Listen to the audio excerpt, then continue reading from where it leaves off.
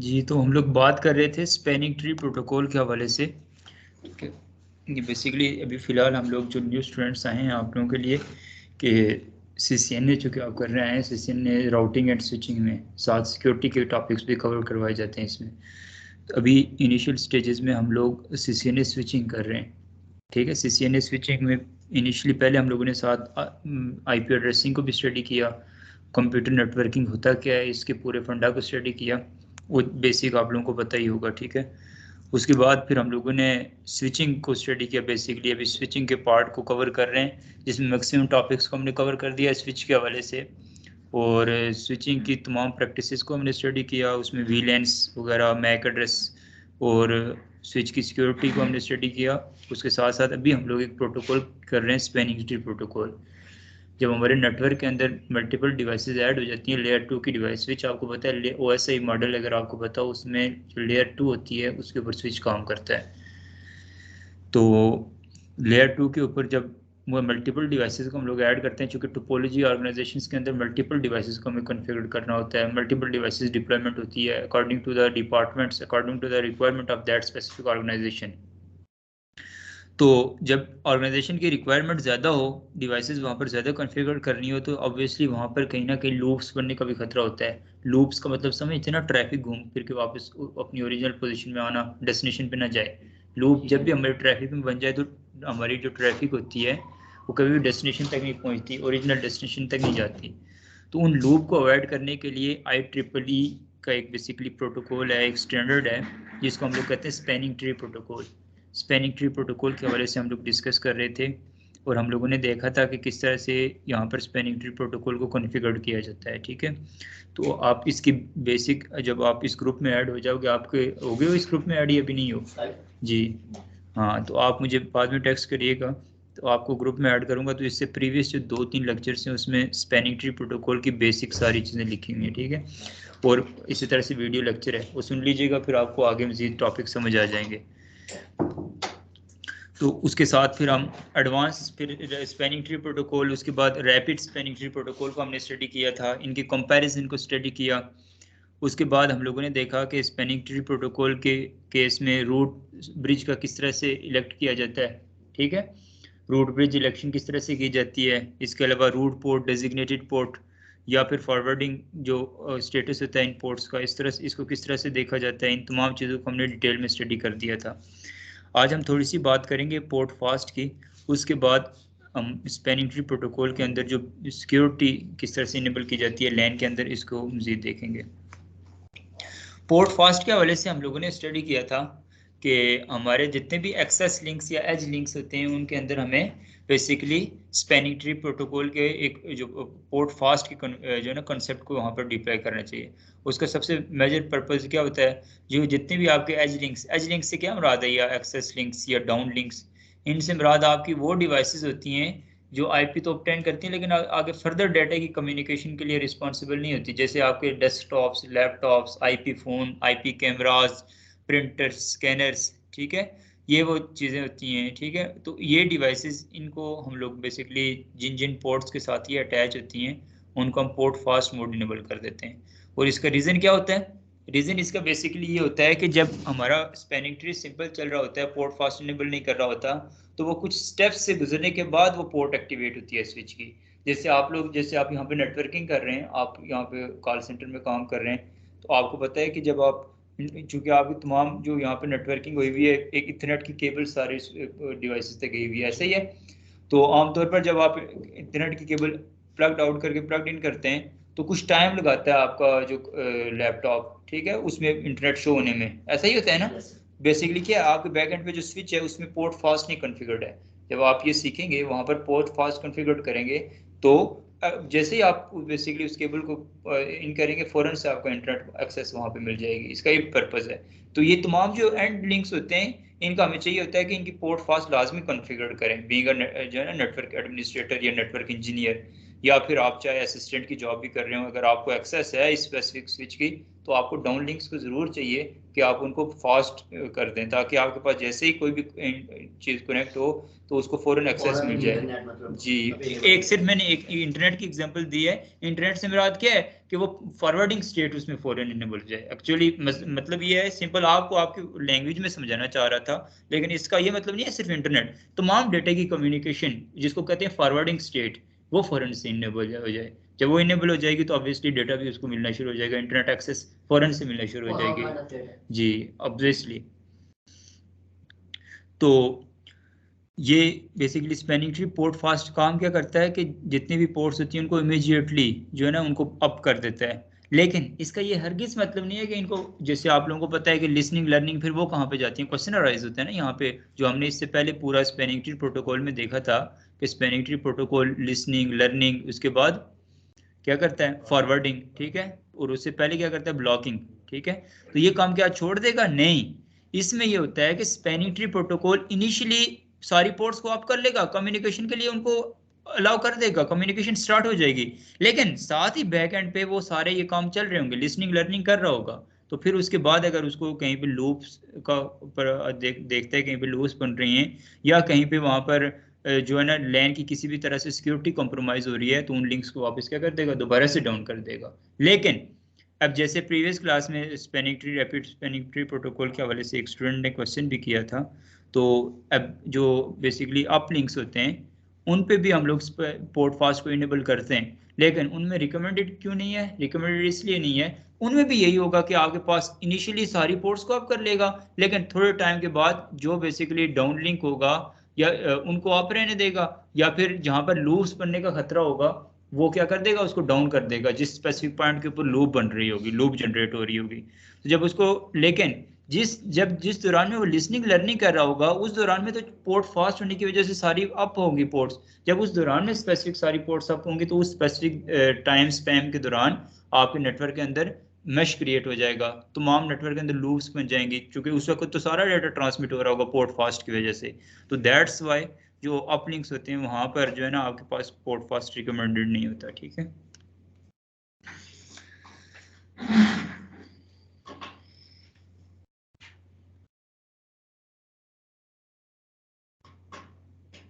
लेकिन इसका ये मतलब भी नहीं है कि स्पैनिंग ट्री प्रोटोकॉल जो है अपलिंक्स पे काम नहीं करता, काम तो करता है, लेकिन उसका ड्रॉबैक मैंने आपको बता दिया। ये ड्रॉबैक लिख लें सारे लोग, इंपॉर्टेंट बात है, आप अपने साथ डायरी लाजमी रखा करिए, ठीक है। जो भी इंपॉर्टेंट बात हो उसको अपनी वर्डिंग में नोट किया करें, ये आपके लिए हेल्पफुल होती है जब आप इंटरव्यू के क्वेश्चंस दे रहे होते हैं।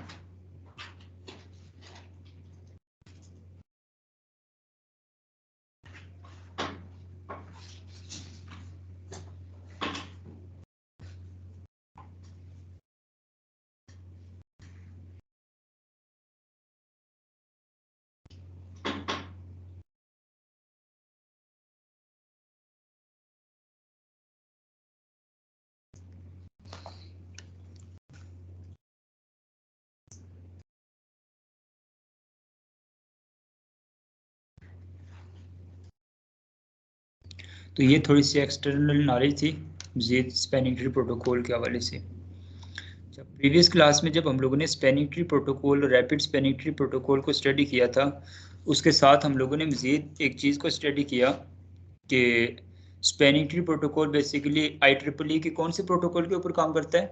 आप बताइए, आप प्रीवियस क्लास में थे।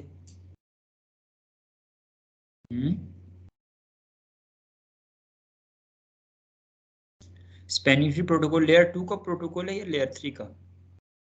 लेयर 2 और लेयर 3 में क्या डिफरेंस है?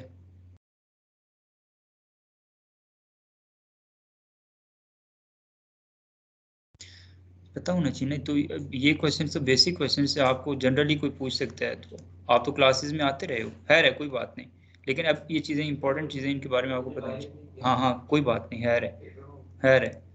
आप बताइए लेयर 2 और लेयर 3 की डिवाइसेस में क्या डिफरेंस है?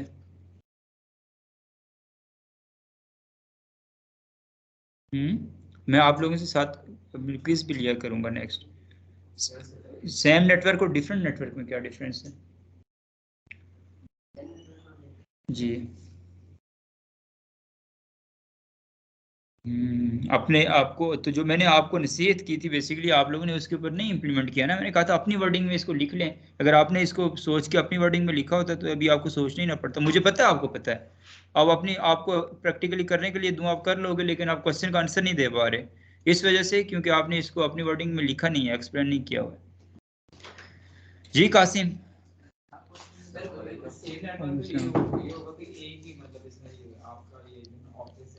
नहीं,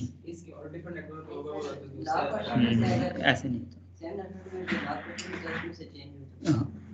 उसमें कहना ठीक चाह रहे हैं ना आप। कासिम, सेम नेटवर्क और डिफरेंट नेटवर्क में क्या डिफरेंस है, एक मुझे ये बताइए, और दूसरा मुझे ये बताइए कि लेयर 2 की डिवाइसेस और लेयर 3 की डिवाइसेस से क्या मुराद है। वैसे लेयर में लेयर 2 की डिवाइसेस किस पर्पस के लिए काम आती हैं और लेयर 3 की डिवाइसेस किस पर्पस के लिए काम आती हैं। मुझसे पूछ रहे हैं सर? जी जी, आपसे।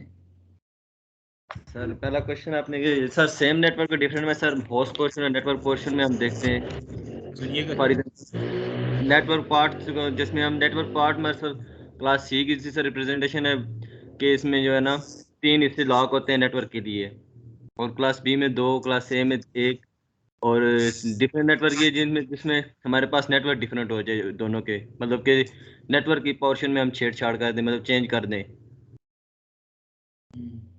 ठीक है, तो ये इस तरह से बेसिकली समझिए ना बात को, कि सेम नेटवर्क से मुराद ये है कि जो बाय डिफॉल्ट मास्क है उस मास्क में जो नेटवर्क पोर्शन वाला हिस्सा है उसमें जब चेंजेस नहीं लेके आएंगे, जस्ट होस्ट पोर्शन को चेंज करते रहेंगे तो सेम नेटवर्क कहलाएगा। लेकिन जब आप नेटवर्क वाले पोर्शन में किसी भी किस्म की तब्दीली करेंगे तो उसका मतलब है कि आपका नेटवर्क चेंज हो जाएगा। ठीक है जी। तो और दूसरा क्वेश्चन, लेयर 2 और लेयर 3 की डिवाइसेस। सर लेयर 2 में जिस तरह स्विचेस और हब आ जाते हैं, ये मतलब लैन में हम यूज़ करते हैं लैन को कम्युनिकेशन के लिए, और लेयर 3 में राउटर्स आ जाते हैं हमारे पास वाइड, जो कि वैन में हम यूज़ करते हैं वाइड एरिया एक्सटर्नल कम्युनिकेशन के लिए। Layer 2 basically data link layer होती है, और जी लेयर 3 जो होती है वो नेटवर्क लेयर होती है। जो बेसिकली लेयर 2 के से मुराद ये है कि ओएसआई मॉडल में इसको इसलिए देखा जाता है कि जब डाटा कम्युनिकेट होता है तो इनिशियली उस पैकेट के साथ, जब वो पैकेट लेयर 2 से गुजर रहा होता है तो उसके साथ सोर्स मैक और डेस्टिनेशन मैक एड्रेस ऐड होता है। जबकि वही पैकेट जब लेयर 3 से गुजर रहा होता है तो वहाँ पर सोर्स आईपी और डेस्टिनेशन आईपी एड्रेस इन्वॉल्व होता है। मैक एड्रेस जब जस्ट लैन के ऊपर अंदर आपके पास अटैच रहता है, जैसे ही पैकेट आपका लैंड से वैन की तरफ जाता है, नेटवर्क चेंज होता है तो आपका आईपी के बेस के ऊपर फैसला हो रहा होता है, मैक के बेस के ऊपर फैसला नहीं हो रहा होता। ठीक है, तो ये बेसिकली बताने का मकसद ये था कि यहाँ पर चूंकि अब थोड़ा सा इन मैक एड्रेस आईपी एड्रेस को थोड़ा सा डिटेल में आप स्टडी करेंगे, इसलिए कि आपको यहाँ पर नेटवर्क के अंदर थोड़ी सी सिक्योरिटी अब इम्प्लीमेंट करनी है। जैसे हम लोगों ने पढ़ा कि स्पैनिंग ट्री प्रोटोकॉल के कुछ प्रोटोकॉल्स थे, उसमें जो है ना ओवरऑल अगर जो हम लोग देखें 802.1 के जो लैन के प्रोटोकॉल्स हैं, ये प्रोटोकॉल्स आप सारे नोट कर लें। 802.1W हम लोगों ने देखा था कि वो रैपिड स्पैनिंग ट्री के लिए यूज होता था। ठीक है, जबकि 802.1D जो था वो ट्रेडिशनल स्पैनिंग ट्री प्रोटोकॉल, जो आमतौर पर हमारा default spanning tree protocol implement होया होता है हमारे डिवाइसेस में, वो जो जिसके ऊपर काम कर रहा होता है वो IEEE के 802.1D के ऊपर काम कर रहा होता है। ये लाजमी ये प्रोटोकॉल्स आपकी लैन से रिलेटेड अगर जॉब है तो इन प्रोटोकॉल्स के हवाले से आपको इंटरव्यू में लाजिम पूछा जाता है। इन प्रोटोकॉल्स को याद रखिएगा। 802.1D ट्रेडिशनल STP, जबकि 802.1W जो है वो रैपिड स्पैनिंग ट्री प्रोटोकॉल। इसके अलावा जब हम लोग इंटर वीलैन कम्युनिकेशन कर रहे थे या डिफरेंट वीलैन्स को आपस में कम्युनिकेट कर रहे थे, या वीलैन या DTP कर रहे थे, डायनामिक ट्रंकिंग प्रोटोकॉल, तो वहां पर हर केस में क्या हो रहा था, वीलैन के टैग्स को कैरी करके लेके जाया जा रहा था अपलिंक्स के जरिए। तो उनके लिए भी एक प्रोटोकॉल चलता है जिसको कहते हैं 802.1Q। ये वीलैन के टैग्स को बेसिकली ट्रंक लिंक्स के ऊपर कैरी करके लेके जाने के लिए होता है 802.1Q। ठीक है, हम लोग लगाते हैं ना बेसिकली इनकैप्सुलेट करते हैं, इनकैप्सुलेशन 802.1Q, तो वो बेसिकली वो यही इसका पर्पस होता है कि वीलैन के टैग्स को कैरी करके लेके जाने के लिए।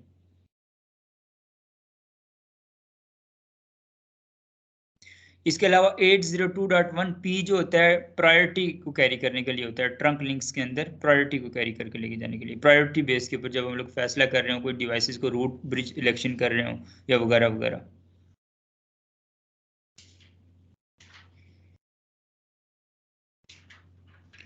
इसके अलावा 802.1s जो है वो मल्टीपल स्पैनिंग ट्री प्रोटोकॉल के तौर पर काम करता है। इसको थोड़ा सा हम डिस्कस करेंगे आज, इसको प्रीवियस क्लास में हमने नहीं डिस्कस किया था।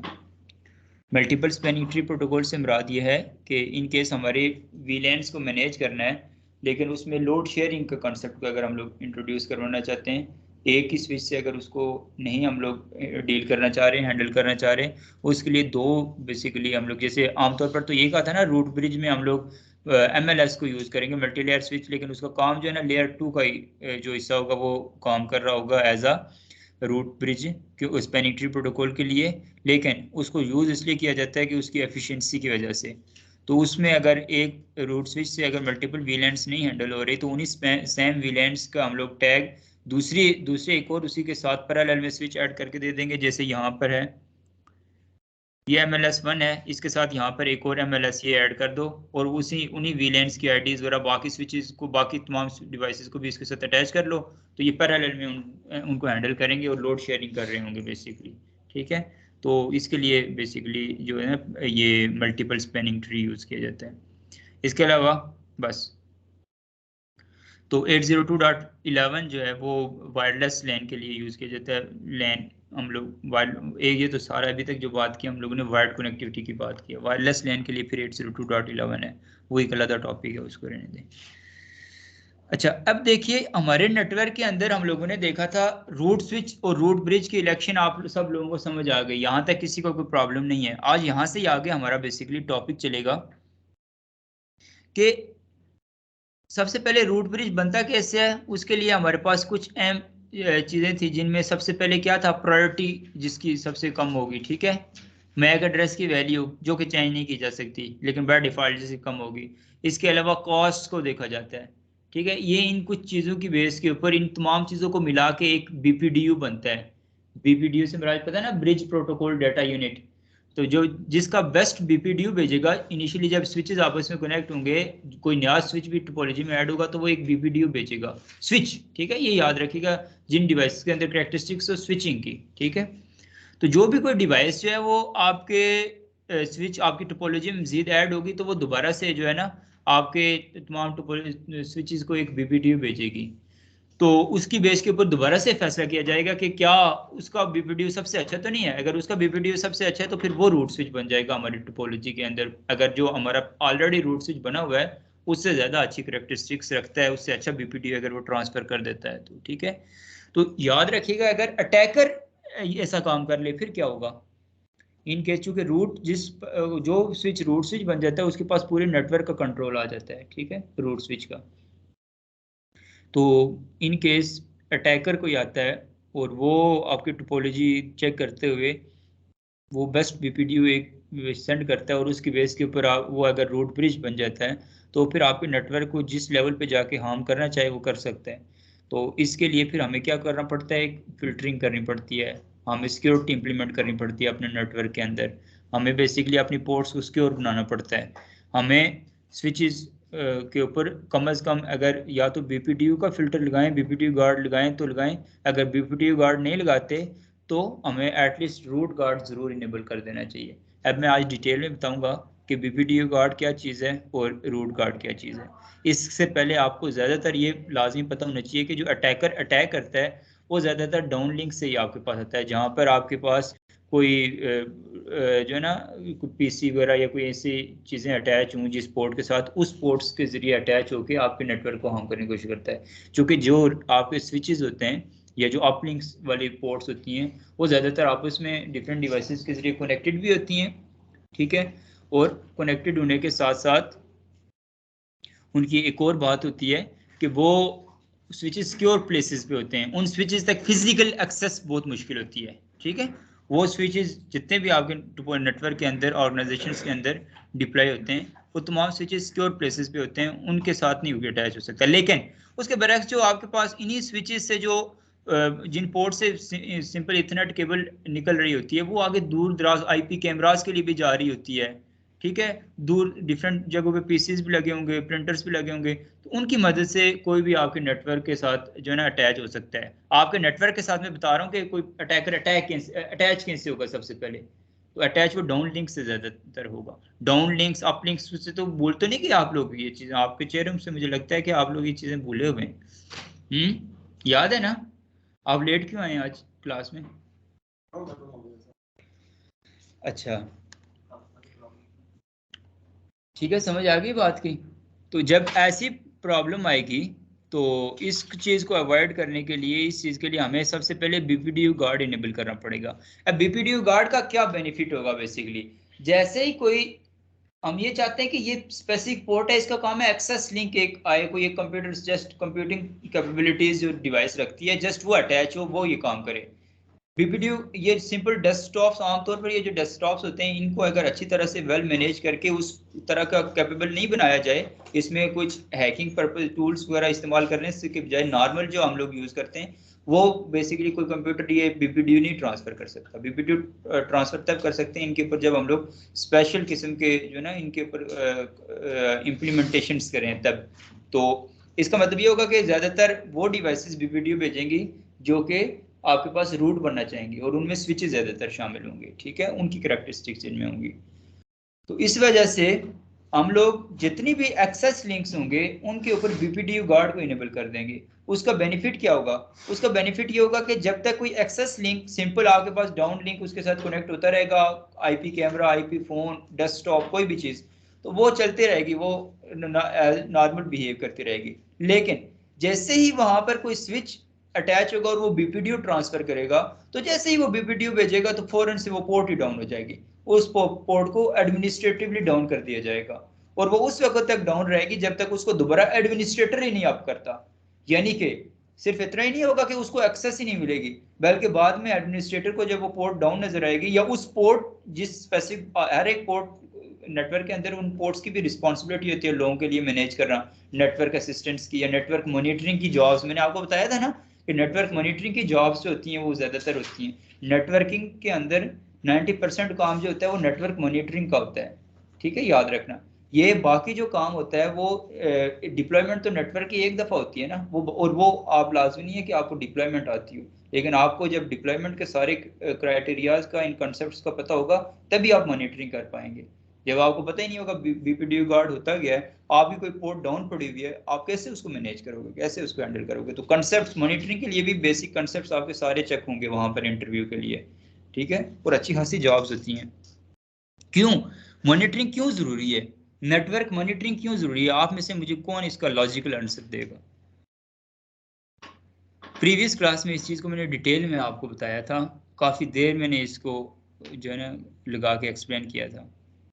नेटवर्क मॉनिटरिंग बेसिकली इसलिए ज़रूरी होती है कि हमारे नेटवर्क के अंदर आईटी इंफ्रास्ट्रक्चर जो होता है उसके अंदर जो उसकी जो फंक्शनल रिक्वायरमेंट्स हैं उनमें तो चीज़ों की डिप्लॉयमेंट है, ठीक है, चीज़ों की कनेक्टिविटी कर ली जब तक चीज़ें कम्युनिकेशन करना स्टार्ट कर गई, वो हैं फंक्शनल रिक्वायरमेंट्स।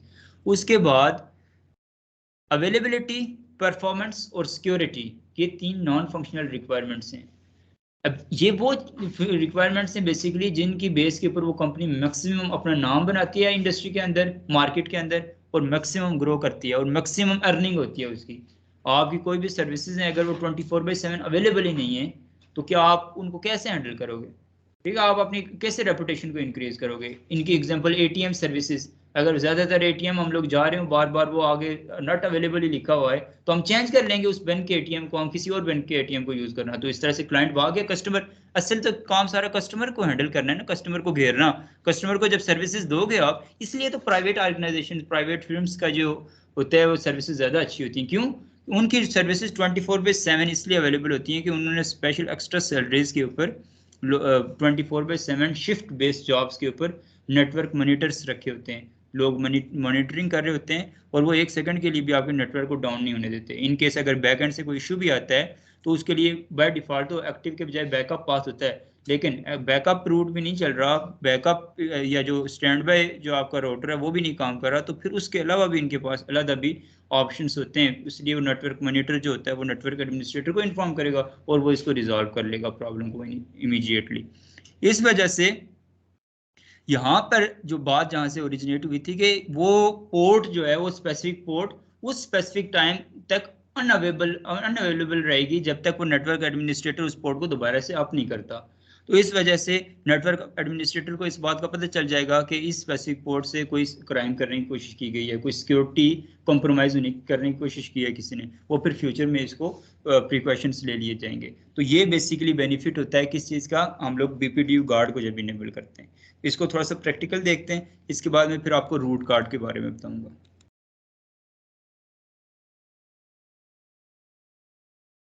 अगर ये एडमिनिस्ट्रेटर ही क्राइम करे तो उसको कौन पकड़ेगा? एडमिनिस्ट्रेटर क्राइम करे तो आपकी ऑर्गेनाइजेशन पूरी जो है ना वो खराब हो जाती है, और ऐसे इसका फिर कोई सोल्यूशन नहीं है। इसका सोल्यूशन यही होगा कि जब उससे जो बड़ा लेवल का आदमी होगा उसको पता चलेगा, फिर एडमिनिस्ट्रेटर उसका रिस्पॉन्सिबल होगा ना। एडमिनिस्ट्रेटर ऐसे तो नहीं होता आपको पकड़ के भी एडमिनिस्ट्रेटर लगा लेगा। आप काफी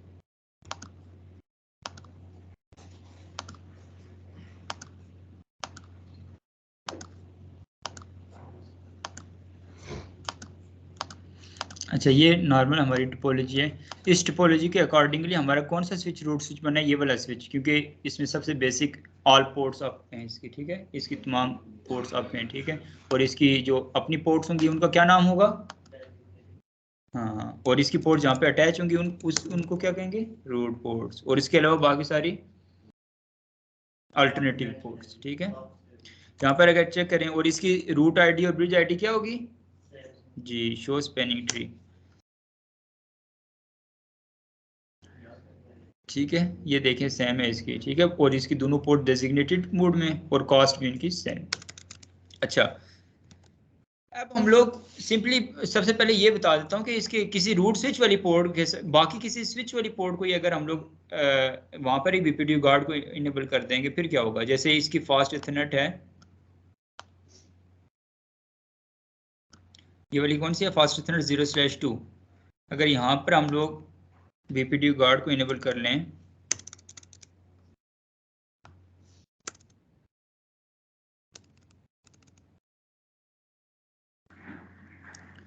स्पैनिंग ट्री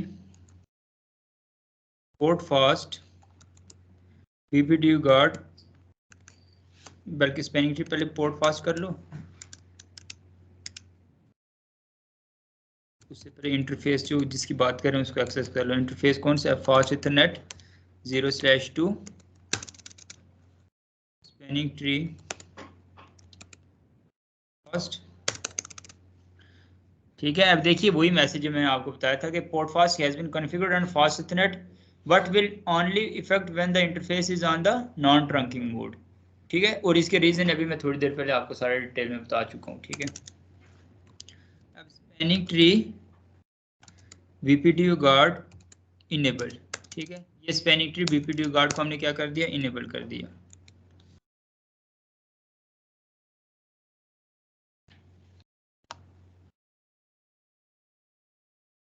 कौन सी फास्ट 0/2 थी, अब ये टाइम ले रहे हैं। अब ये देखिए क्या, अभी ये ना भी रिमूव करता हो जाता, अब ये देखिए फौरन से डाउन हो गई जब इसको इनेबल किया। क्यों इनेबल किया, क्योंकि हम लोग ये चाहते हैं कि इस स्पेसिफिक 0/2 के साथ कोई ऐसी डिवाइस अटैच ही ना हो कि जो कि आगे बीपीडीयू गार्ड भेजे। जब हमने लिंक को रिमूव करके वापस लिंक ऐड किया तो सबसे पहले क्या हुआ, दोबारा से सारे स्विचेस ने एक दूसरे को बीपीडीयू ट्रांसफर किया। जब वो बीपीडीयू ट्रांसफर किया गया तो उसके बाद फिर आपके पास देखा गया कि यहाँ पे तो बीपीडीयू गार्ड इनेबल है, तो गार्ड इनेबल हुआ, इसको इस इंटरफेस से इस साइड से आपका बीपीडीयू रिसीव हुआ। जैसे इसको बीपीडीयू रिसीव होगा तो ये उसको क्या कर देगी, डाउन कर देगी, ठीक है। तो अब यहाँ पर इवन इस स्पेसिफिक पोर्ट को अगर देखिएगा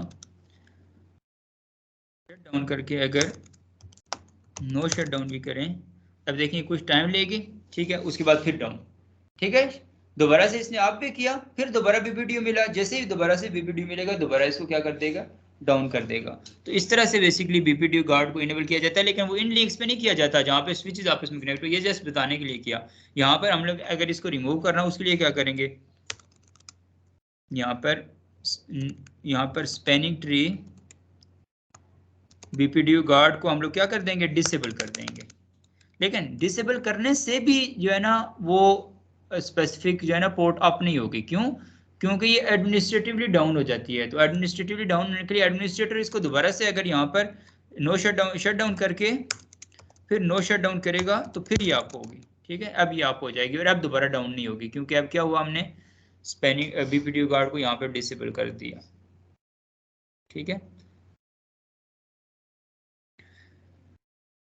ये हो गया। देखिए अब हमने इंप्लीमेंट कहाँ पे करना है, जहाँ पर एंड डिवाइसेस कनेक्ट। मैंने कहा था ना कि अटैकर ज्यादातर अटैक वहां से करता है कि जहाँ पर आपके पास ये देखें, ये कोई डिवाइस अटैच हुई है, अटैकर एक बीपीडीओ जनरेट करेगा और वो क्या वजह क्या होगी, वो रूट स्विच बनना चाहेगा, ठीक है। तो उसके लिए वो एक ऐसी पोर्ट से अटैक करने की कोशिश करेगा, जैसे एक स्विच था, इस स्विच के साथ अटैच हुआ उस बेसिकली पोर्ट से जहाँ पर आगे कोई एंड डिवाइस अटैच थी, कोई कंप्यूटर अटैच था, ठीक है, कोई एक्सेस लिंक के साथ कोई भी डिवाइस अटैच थी। तो उसके लिए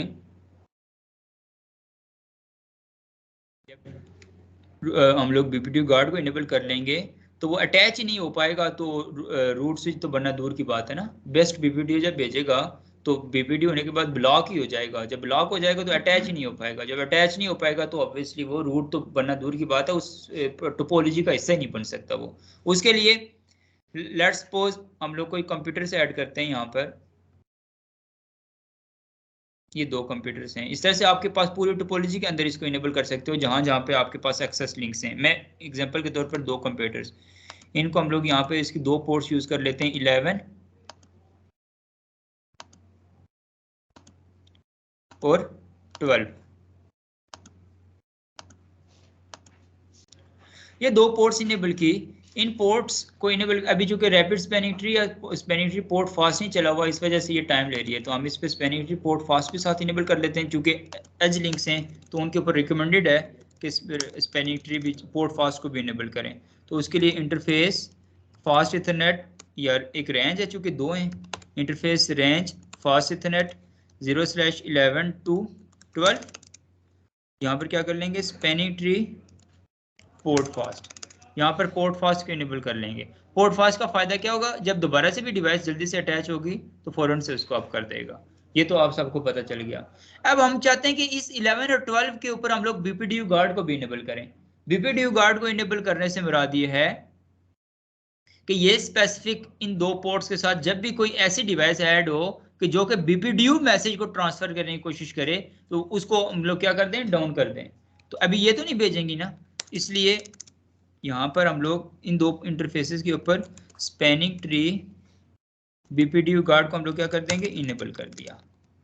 अभी ये इनेबल भी कर दिया, लेकिन उसके बावजूद भी ये देखें कोई फर्क नहीं पड़ा, आगे पोर्ट फास्ट भी हुई है, देखें जितना भी टाइम गुजारे कोई डाउन नहीं हुआ। क्यों कि ये तो एज लिंक्स का काम कर रही है ना, अभी एक्सेस लिंक्स का काम कर रही है। इनको इवन आईपी एड्रेस भी दे दें,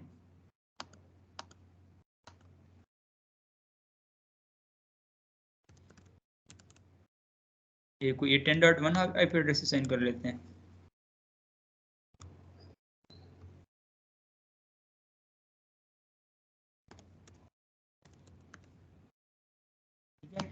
अब 10.1 से 10.2 को पिंग करते हैं,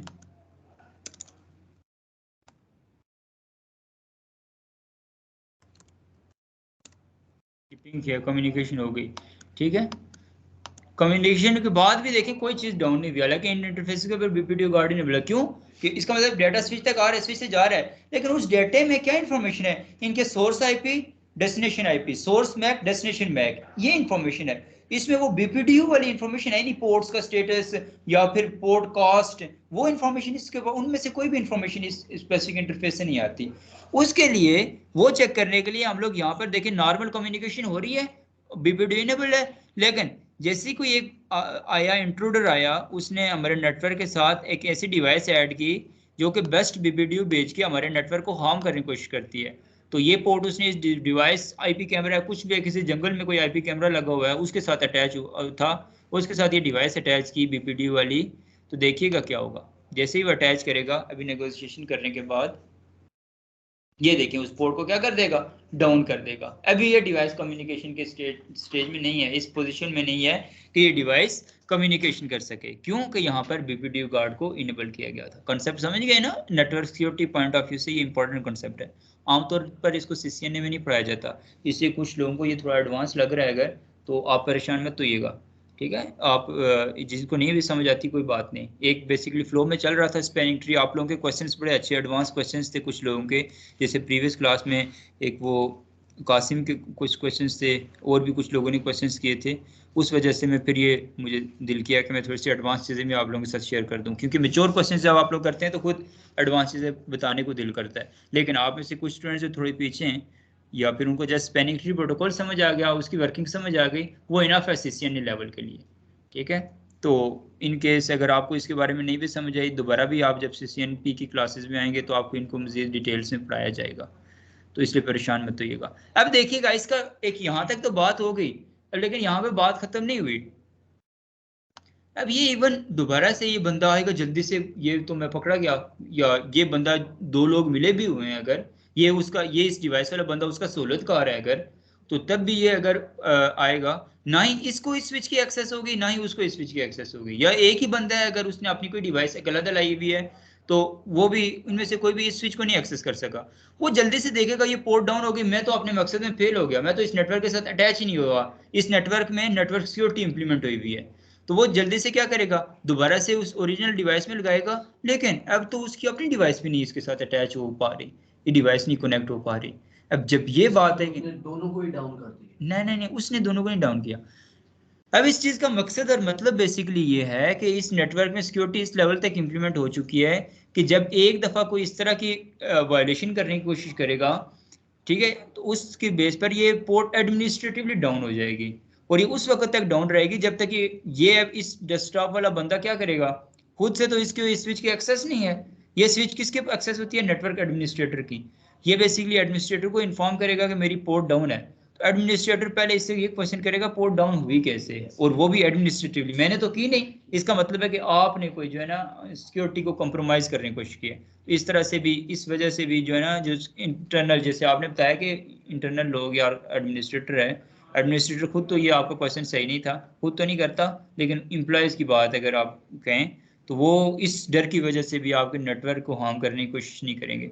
तो ये नेटवर्क सिक्योरिटी, लैंड सिक्योरिटी हमें ज़रूर इंप्लीमेंट करनी चाहिए, क्योंकि जैसे ही मैंने CCNA की बेसिकली बेसिक इंट्रोडक्शन आपको दे रहा था, वहाँ पर मैंने आपको बताया था कि कोई भी एक नेटवर्क है, कोई भी एक ऑर्गेनाइजेशन है, उसके लिए सबसे ज़्यादा हार्मफुल चीज़ उसकी अपने इंटरनल एम्प्लॉयज़ होते हैं।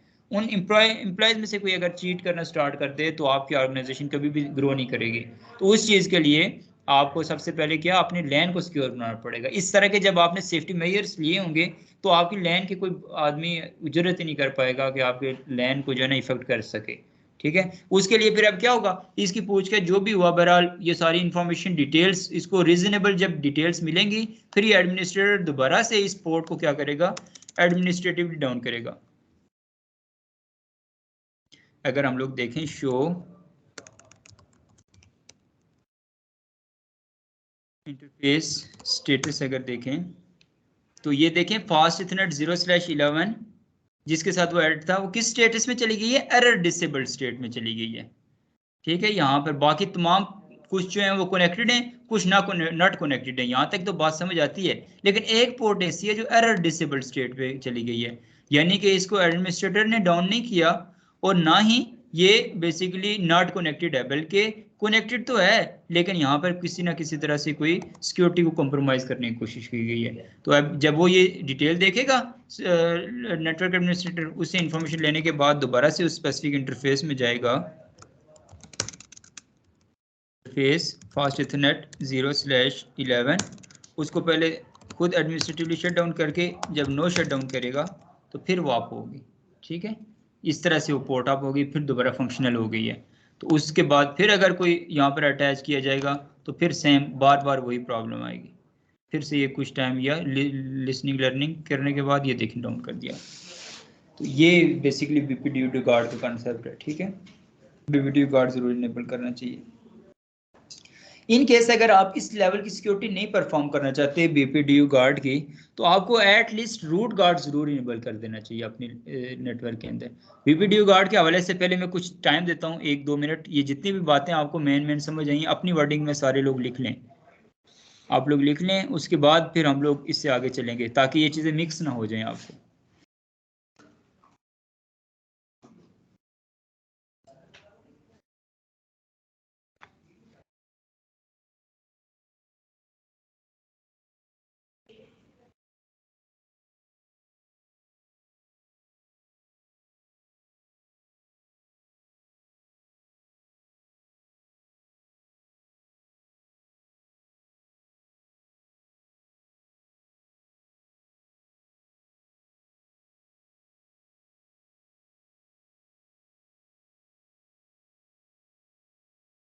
एक सेकंड उबैद, मैं आपको क्वेश्चन सुनता हूँ। मैं एक स्टूडेंट को कॉल में ऐड कर दूँ।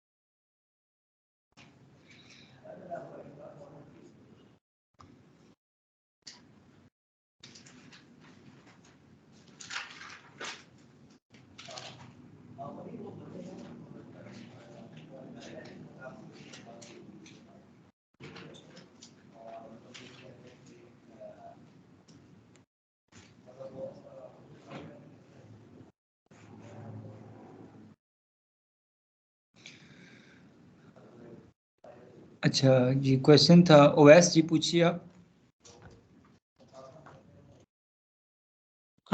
जी सर।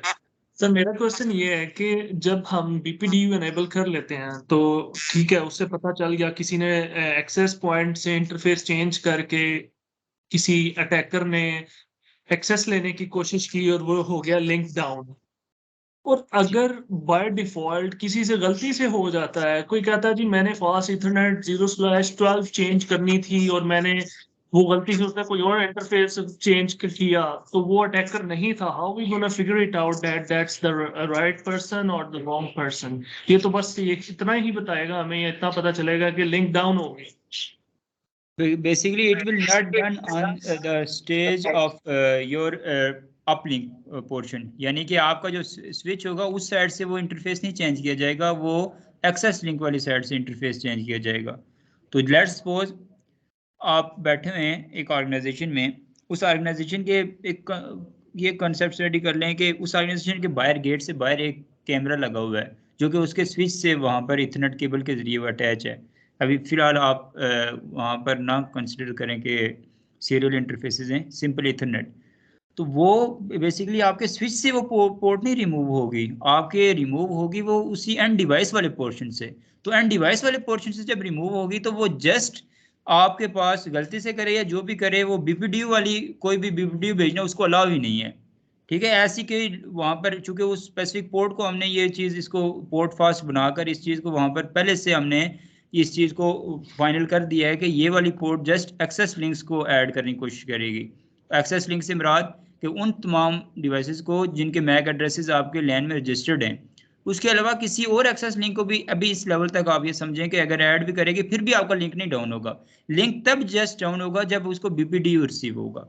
तो इस वजह से जो है ना फास्ट इतना आप जो कर रहे हो ना इंटरफेस चेंज करना, इंटरफेस चेंज कोई कर ही नहीं सकता, क्योंकि वो सिर्फ एडमिनिस्ट्रेटर को वाला होता है कि आपके स्विच के स्पेसिफिक इंटरफेस में से कोई पोर्ट चेंज करके किसी और इंटरफेस पे लगाए। ठीक है।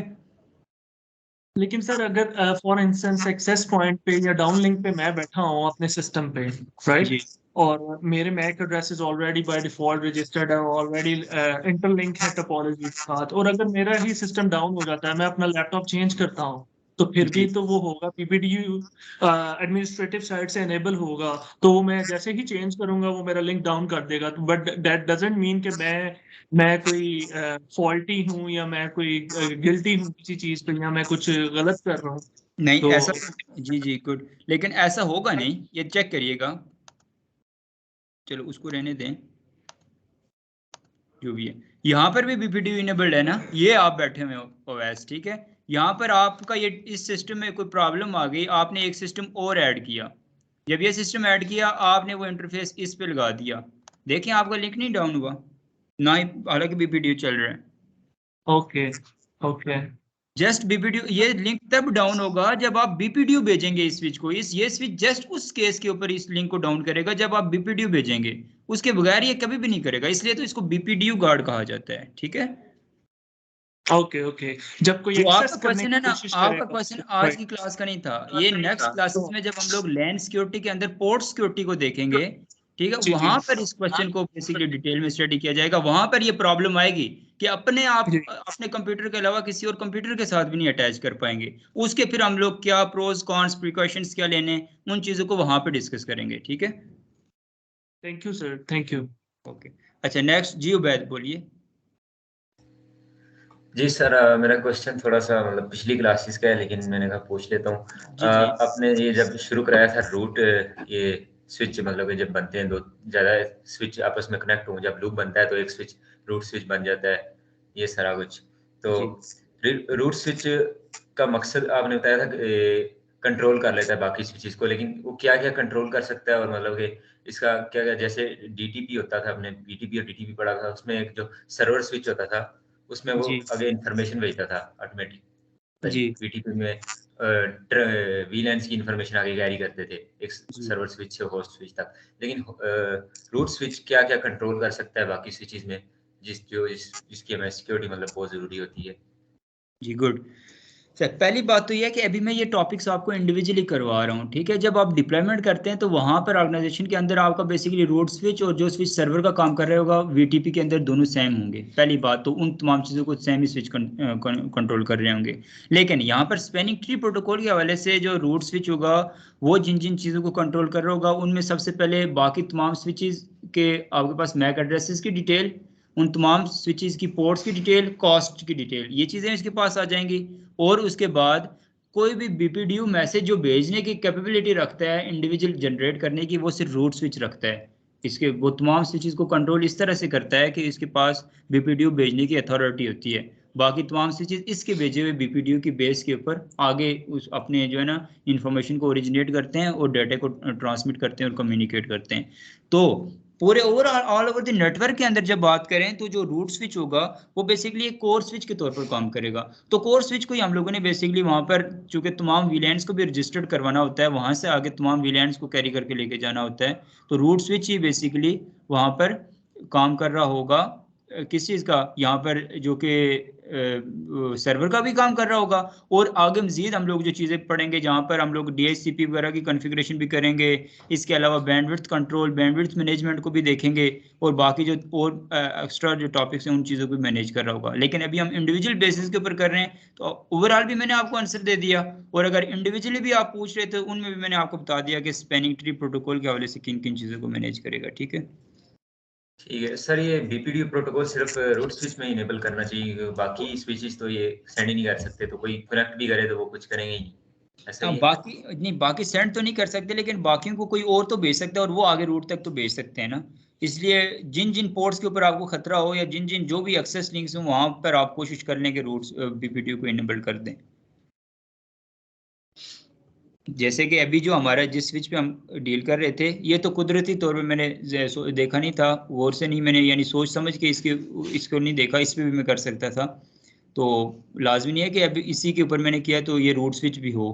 किसी ये स्विच, लेट्स सपोज इस स्विच के आगे कोई एक डिवाइस ऐड हुई है, वो स्विच चूंकि इस साइड पे, इस पोर्ट पे तो हम बीपीडीयू इनेबल कर नहीं सकते, क्योंकि यहाँ पर इनेबल करेंगे तो यही लिंक डाउन हो जाएगा। इसका मतलब है कि ये स्विच इसको तो बीपीडीयू भेज सकता है और इसको कोई और बीपीडीयू तो भेज सकता है, तो जब वो बीपीडीयू किसी ना किसी तरह से इस तक पहुंचेगा तो ऑटोमेटिकली आपकी टोपोलॉजी चेंज हो जाएगी। ठीक है, तो इस तरह से भी आपने इस चीज को देखना है।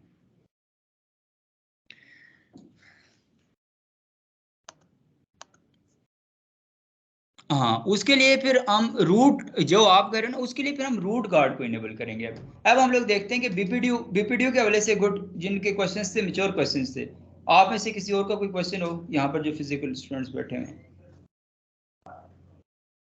अब हम लोग बात करते हैं इनकेस बीपीडीयू का, हमने देखा कि पोर्ट डाउन हो गई, सारा आपकी कम्युनिकेशन ही रुक गई, ठीक है, ब्लॉकिंग स्टेट में चली गई, एरर डिसेबल स्टेट इनेबल हो गई। लेकिन हम लोग ऐसा भी कर सकते हैं अपनी टोपोलॉजी के अंदर कि अपने टोपोलॉजी के अंदर या फिर बाहर से आने वाले किसी भी तरह से हम चाहते हैं कि जिस स्विच को हमने रूट स्विच बना दिया, उस स्विच के अलावा जिनको हम लोग जिन जिन इंटरफेसेस के ऊपर हम लोग चाहते हैं कि कोई और मजीद डिवाइस ऐड हो गए, रूट स्विच ना बने। ठीक है, टोपोलॉजी का पार्ट बन भी जाए तो कोई बात नहीं, कहीं और से उसको इन्फॉर्मेशन आ जाए, लेकिन कम से कम वो स्विच, वो डिवाइस है ना, रूट स्विच ना बने। तो उसके लिए हम लोग रूट गार्ड को इनेबल कर देते हैं। ठीक है, रूट गार्ड, एक था बीपीडीयू गार्ड और दूसरा रूट गार्ड। ठीक है, ये root guard and access link. तो अगर आप ये बात नहीं चाहते कि बीपीडीयू गार्ड को इनेबल करें तो आप एटलीस्ट रूट गार्ड को इनेबल कर लें। ठीक है, ताकि कोई अगर किसी भी तरह से बेस्ट बीपीडीयू आने की कोशिश करता है या कोई डिवाइस अगर रूट स्विच बनने की कोशिश करती है तो वो क्या करेगा, उसको पहले तो आमतौर पर कोई इशू नहीं होगा, लेकिन वहां से अगर बेस्ट बीपीडीयू का मैसेज आएगा तो वो उसको क्या कर लेगी, उसको बनने नहीं देगी, उस लिंक को क्या कर देगी, नहीं डाउन बेसिकली बिल्कुल ही एरर डिसेबल स्टेट में नहीं लेके जाएगी, उसको जस्ट ब्लॉकिंग मोड में अपनी तरफ से कर लेगी। कम से कम कोई और बेशक बन जाएगा आपकी टोपोलॉजी के अंदर, लेकिन उस स्पेसिफिक डिवाइस जो नई ऐड होने वाली डिवाइस है या जहां से भी आप जो प्रायोरिटी की बेस के ऊपर फैसला करना चाहती है कि मुझे रूट बनने दो, बेस्ट बीपीडीयू की बेस के ऊपर फैसला करना चाहती है, तो उसको वहां से क्या कर देगी, रिमूव कर लेगी। एग्जाम्पल के तौर पर अब यहाँ पर ये डिवाइस रूट स्विच है, अगर हम लोग इन केस ये सारी चीजें, ये बीपीडीयू गार्ड को रिमूव करके अपनी टोपोलॉजी को रिफ्रेश करते हैं तो देखिएगा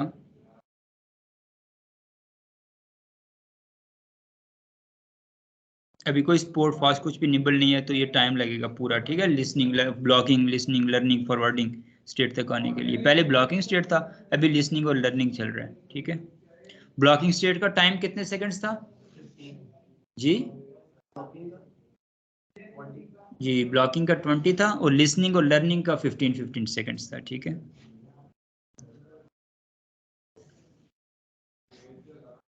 तो इसको हम फास्ट फॉरवर्ड यहाँ से सिंपली कर सकते हैं टोपोलॉजी के अंदर।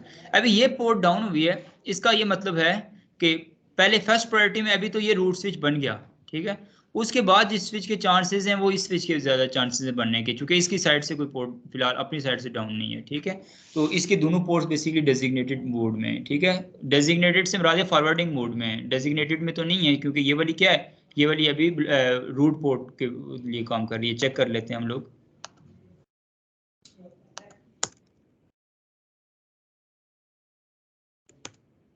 देखें दोनों, एक रूट पोर्ट एक डेजिग्नेटेड पोर्ट। अब हम लोग चाहते हैं कि इन केस ये वाला स्विच अगर किसी तरह से इसके बाद इसका नंबर है, लेकिन हम चाहते हैं कि इसके ये वाला स्विच है, इसके बाद अगर कोई और स्विच अगर इसको इस स्पेसिफिक लिंक से, अभी तो हम बाद में कोई और भी अटैच हो सकता है ना, उसको भी देखेंगे, लेकिन इनिशियली हम ये चीज देखते हैं कि अगर ये वाला स्विच आपकी टोपोलॉजी कंटिन्यूस चलती हुई टोपोलॉजी से हम ज्यादा समझ आएगी आप लोगों को कि ये वाला स्विच जैसे ही बेस्ट बीपीडीयू भेजेगा, अभी तो ये भेज नहीं सकता, अभी बेस्ट बीपीडीयू इनमें से किसके पास है, इसके पास है।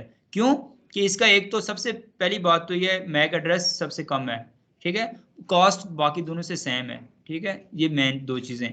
इस वजह से ये बेस्ट बीपीडीयू बन गया। बाकी प्रायोरिटी तो सबकी सेम है, लेकिन किसी भी तरह से अगर ये बेस्ट बीपीडीयू भेजने की कोशिश करेगा तो हम ये चाहते हैं इसको ना बनने दें, और टोपोलॉजी के अंदर कोई स्विच बन जाए लेकिन ये ना बनने दें। इससे लेट्स सपोज यहाँ से आगे खतरा है कि कोई और ऐसी डिवाइसेस ऐड हो सकती हैं जो इसको आगे हार्म कर सकती हैं, और इसकी वजह से आपको नेटवर्क डिस्टर्ब हो सकता है, या बहुत सारे सिक्योरिटी रीजंस हो सकते हैं अकॉर्डिंग टू द टोपोलॉजी। आपको फिर प्रैक्टिकल जब आप जाएंगे तो आपको समझ आएगी और मजीद चीजें।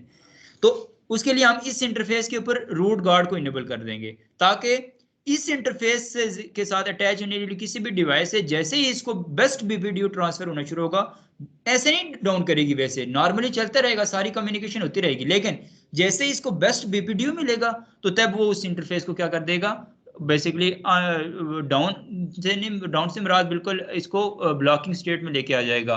ब्लॉकिंग स्टेट से मुराद डाटा नहीं वहां से फॉरवर्ड हो पाएगा, और फिर जब यहाँ से डाटा नहीं फॉरवर्ड हो पाएगा तो उस स्विच के लिए लाजमन है कि उसके अपने और उसके साथ आगे जुड़े हुए तमाम लिंक्स भी आप हों, तो तब वो रूट स्विच बनेगा।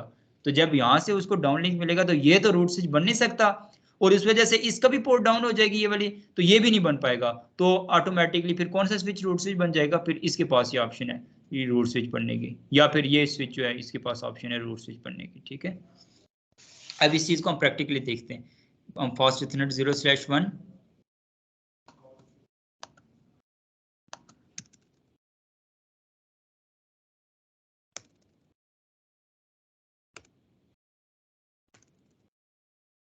यहाँ पर स्पैनिंग ट्री, ठीक है, यहाँ पर गार्ड और हाँ रूट, स्पैनिंग ट्री गार्ड और रूट, ये कमांड है बेसिकली जिसकी वजह से आप रूट गार्ड को इनेबल करोगे। ठीक है, जब ये जैसे ही इनेबल करेंगे देखो टोपोलॉजी के अंदर कोई चेंजिंग नहीं आई, इसको बेसिक फास्ट फॉरवर्ड में लगाएं।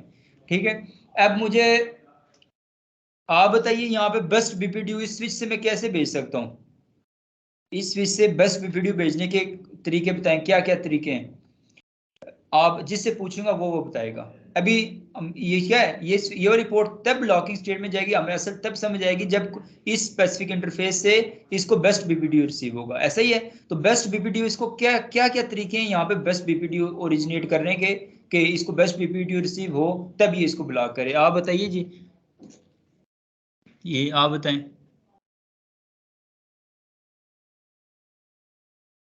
जी, ऑनलाइन वाले लोगों में से कौन बताएगा। मैक एड्रेस के बेस के ऊपर तो ऑलरेडी फैसला हो रहा है ना, मैक एड्रेस तो नहीं कम कर सकते, हाँ करीब हो आपके,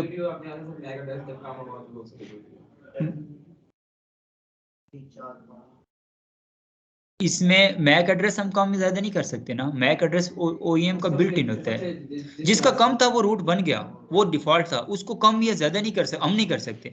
प्रायोरिटी वो गुड, आप करीब थे, लेकिन दो चीजों पे फैसला होता है ना, एक मैक एड्रेस और एक प्रायोरिटी। प्रायोरिटी को उसकी कम कर दो, या फिर उसको जैसे हम लोग रूट बना लो, एक होता है ना बाय यूजिंग कमांड, तो दो मैंने तरीके बताए थे, उसको कमांड के जरिए रूट स्विच बना लो, तो वो बनाते हैं हम लोग, देखिएगा कैसे।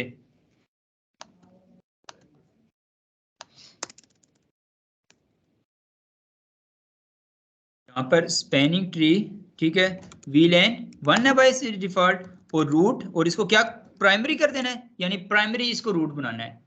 अभी तक देखिएगा कोई चेंजिंग नहीं आई हुई। इस स्विच को जैसे ही प्राइमरी बनाएंगे तो इसका बीपीडीयू इससे भी अच्छा हो जाएगा, इससे भी अच्छा हो जाएगा, इससे भी अच्छा हो जाएगा, सबसे अच्छा हो जाएगा, क्योंकि ये वो कमांड है जो कि हम यूज करते हैं बीइंग अ नेटवर्क एडमिनिस्ट्रेटर हमारे नेटवर्क के अंदर किसी एक स्पेसिफिक स्विच के लिए।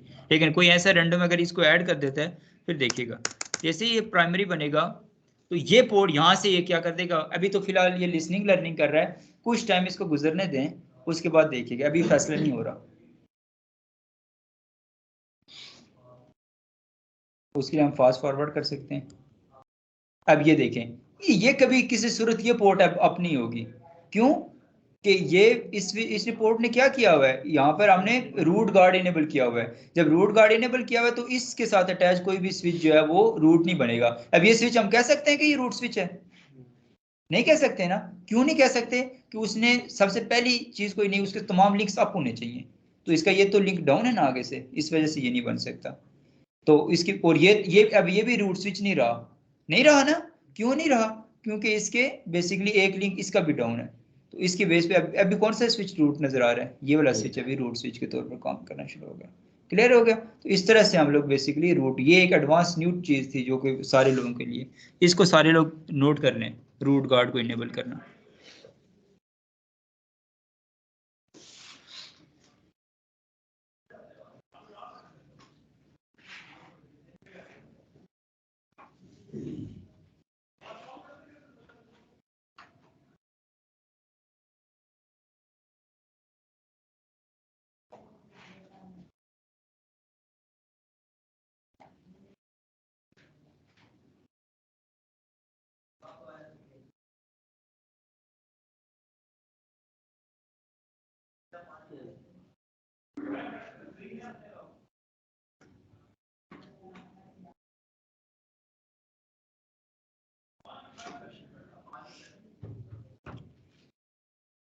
जी कुछ मुश्किल तो नहीं है ज़्यादा?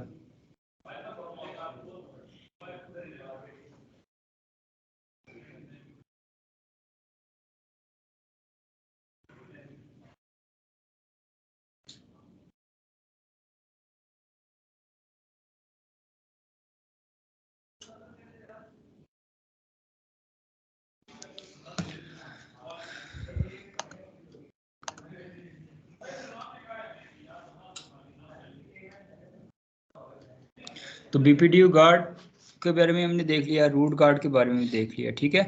और मल्टीपल स्पैनिंग ट्री के बारे में मैंने आप लोगों को बताया कि जो कि 802.1s के ऊपर काम करता है, ठीक है। ये बेसिकली इसमें आपने HSRP VRRP जो लोग सीनियर हैं आप लोगों को भी पता होगा, लोड शेयरिंग का कंसेप्ट, एक्टिव और बैकअप। तो यहाँ पर भी बेसिकली जो रूट स्विच होंगे MLS1 और MLS2 दोनों में उन स्पेसिफिक वीलैंड्स को रजिस्टर कर दिया जाएगा। जब उनको रजिस्टर किया जाएगा तो फिर वो दोनों लोड शेयरिंग कर रहे होंगे, डेटे को बेसिकली उसी तरह से मैनेज कर रहे होंगे। तो इस वजह से आपकी जो है ना इस वजह से इसको आ जाता है मल्टीपल स्पैनिंग ट्री। इसके बारे में बस जनरली आपको इतना पता होना चाहिए, और इतना ज़्यादा एडवांस में हम लोग इसको CCNP में देखेंगे। तो बस ये था सारा जो है ना स्पैनिंग ट्री प्रोटोकॉल के हवाले से। अब नेक्स्ट हम लोग कोई नया टॉपिक स्टार्ट करेंगे, उससे पहले आप लोग सारे स्पैनिंग ट्री प्रोटोकॉल को अच्छी तरह से स्टडी कर लें, फिर जो भी कोई इश्यूज़ हों उसको हम रिजॉल्व करेंगे। तब तक के लिए अल्लाह हाफिज़।